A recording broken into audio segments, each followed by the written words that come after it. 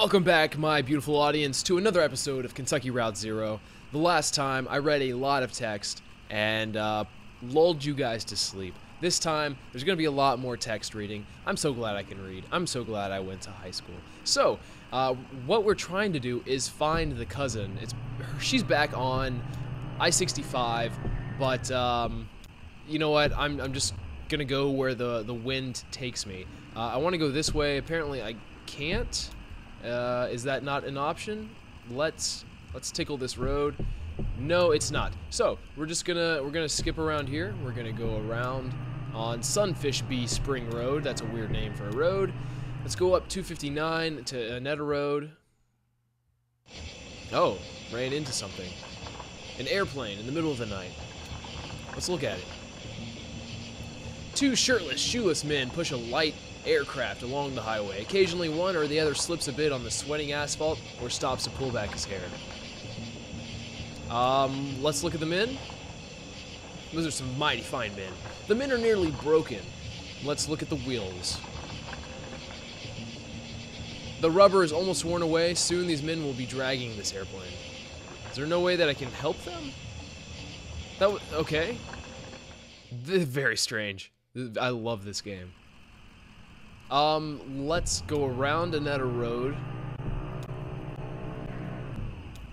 Seeing what else we can do around here. Can we go down this road? Yes, we can. Rocky Hills Estate Road. Apparently there's nothing there.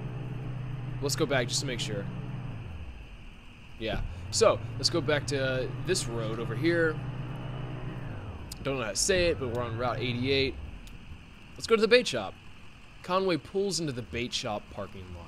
Vaulted above the road on a thin steel bar, a handwritten sign reads, live bait, minnows small and also large for stripers, sorry, read that wrong, night crawlers, chips, and beer. That would have been a great combination though. Nightcrawler, one of my favorite X-Men, strippers, chips, and beer. Can't go wrong there. A green flyer hangs loosely from a bit of masking tape at eye level. To the shop's right, a dark parking lot sprawls unevenly into grass and then eventually trees.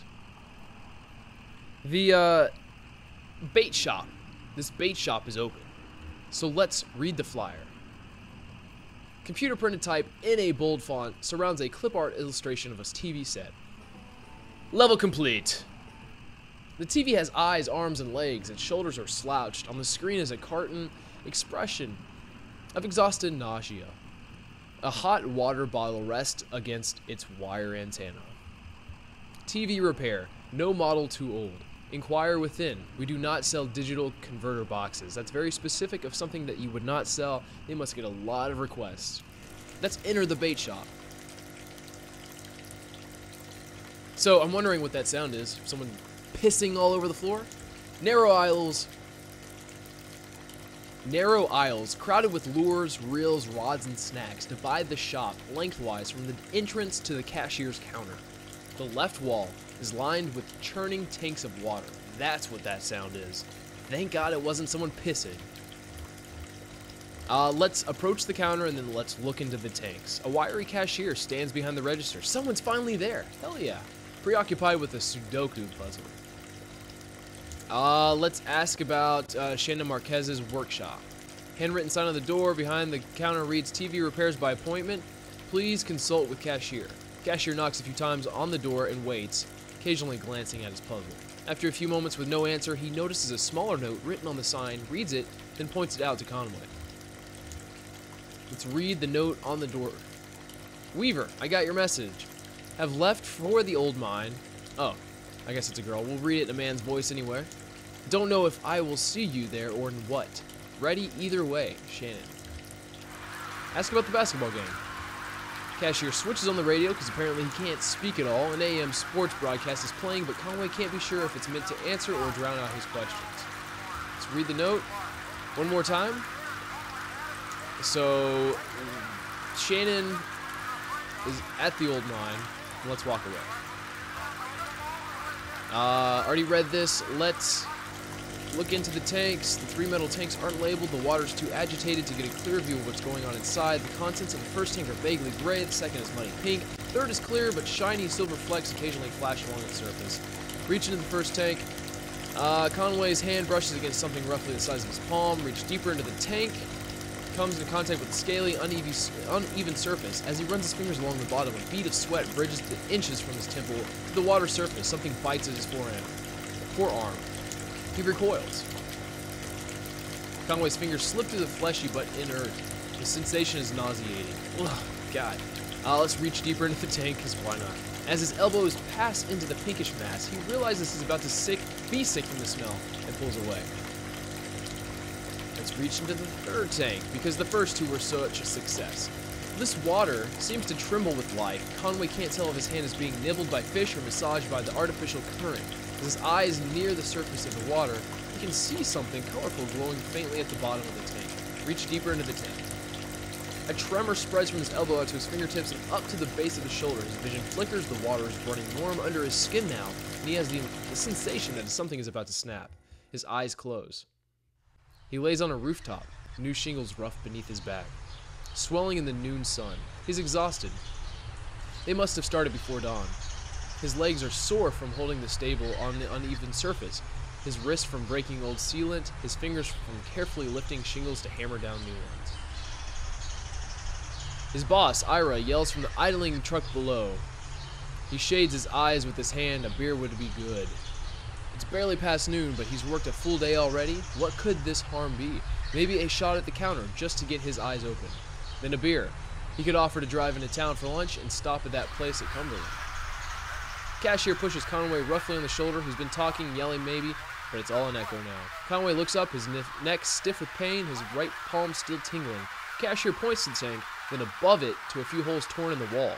Nail holes from which an electric sign has become dislodged and fallen into the water. He helps Conway to his feet, looking at him pitifully, and returns to the cash register. So, basically, if you didn't catch that, Conway electrocuted himself accidentally. Narrow aisles crowded with lures, blah blah blah, something I already read. Let's leave the shop because there's nothing else here. More text. More text. Fuck, I don't mean to enter the bait shop. Let's leave the shop. Be bombarded with more text. And get back into the truck.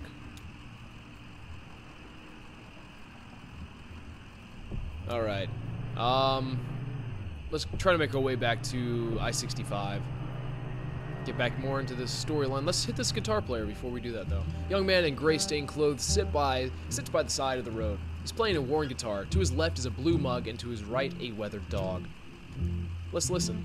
Young man strums absently on the guitar, hums tunelessly, and occasionally mumbles a word. You fucking suck, kid. Put $1 in the cup. Man stops playing, pulls the wet dollar bill out of his whiskey, and hands it back to Conway. Nice. This is clever. It's clever. There's the factory. I don't know where I need to go, though. Do I need to go to the factory? I think so. Let's go to the factory.